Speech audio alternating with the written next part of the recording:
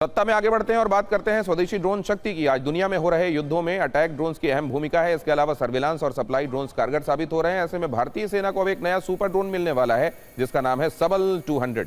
ये ड्रोन बेहद शक्तिशाली और भारी भरकम होगा जो सीमा पर गोला बारूद और राशन की सप्लाई के लिए गेम चेंजर साबित होगा, क्योंकि ये भारी सामान के साथ उड़ान भर सकता है। एक बार की उड़ान में रेंज करीब 200 किलोमीटर, जिसमें यह 200 किलो वजन ले जा सकता है। लगातार 2.5 घंटे तक उड़ान भर सकता है। खास ये कि हर सीजन में यह काम कर सकता है। -20 से लेकर 50 डिग्री टेम्परेचर तक ये ड्रोन आसानी से उड़ेगा। इसके अलावा रात के अंधेरे में भी आसानी से काम कर सकेगा।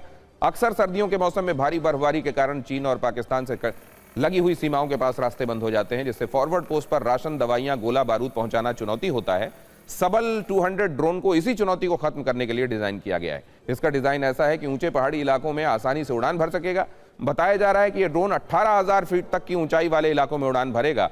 सबल 200 ड्रोन का डिजाइन चिनूक हेलीकॉप्टर की तरह है।